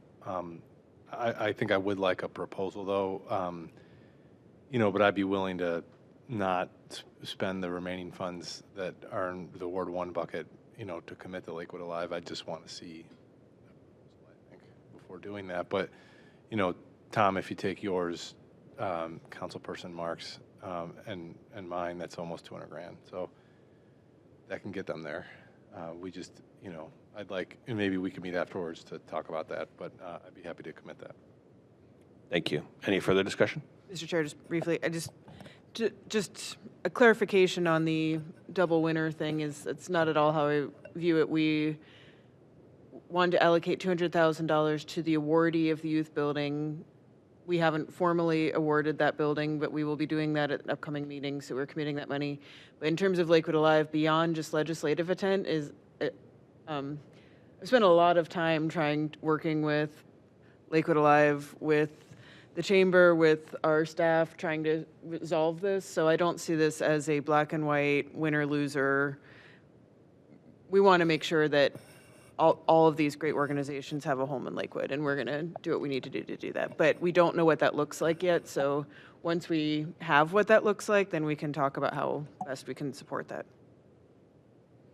Right, and this is ultimately the draft resolution that will be on our docket and get discussed and perhaps sent to committee further. Who knows? But at any rate, any further discussion on the motion on the floor? Mr. Chair, to the extent there could be two resolutions drafted, one with the awardee at the former youth building and one with everything else, and then that resolution can be basically piggybacked with the administration's ordinance or resolution. Yeah, I had contemplated that, But- and then I didn't want to create something separate that could be delayed while others wouldn't more easily, if that makes any sense. You know, noting that, again, I don't think we're cutting a check without knowing what we're spending it on. Yeah, and I think with the distinction between a resolution and an ordinance, I think a resolution can be approved upon one reading, whereas an ordinance requires extraordinary measures to do so. So that's why being able to put those two resolutions together, right, and maybe decoupling the rest of the ARPA, it's just a process point, but I think it may be worthwhile. Mr. Chair? Yes. I'm very sorry, we're trying to get out of here, but that just made me think. I had a question for Director Vargo regarding whether the library should be separated out of the full resolution, so that I would not be voting on it. And we can. I mean, I thought if it's a slate, you can vote, but Well, thank you for that question, Vice President Keppel, and thank you, President Litton. Be glad to think about it. I think very conscientious of you to raise that, and we'll err on the side of caution. So I'll think it through and see if it needs to be listed out, or we can include it as a slate. Just would like to think a little more. Thank you. and let's let's view this first resolution as a starting point, not an ending point, and we can adjust it from there. Certainly. But with that, on the motion to start somewhere, Mr. Chair, Councilman Schachtner. thank you. I'm the last one who wants to keep anybody here any longer, but so correct me if I'm wrong or just the way I'm thinking. So if we do this resolution, there's 500,000 left in the group money, right? If we do this resolution, there's 318, that bottom right corner. Bottom right screen corner. is what 5 of us have left to allocate. Well, I'm talking about the. 518 if you throw in the other 200 that we're setting aside or whatever we're doing. What was it? My question is like the group money, not individual. That's all gone. Okay, that's all. Yeah, so group is column C. You'll see at the bottom that Okay. that amounts to 505. That's not including Beck Center, which was already allocated. Okay. That's it. All right. Anything further? Okay. Hearing none, all those in favor? Aye. Opposed? And that motion passes. Thank you. And with that, unless there's any further announcements, Committee of the Whole is adjourned. Public meeting tomorrow for Lake Clifton Road.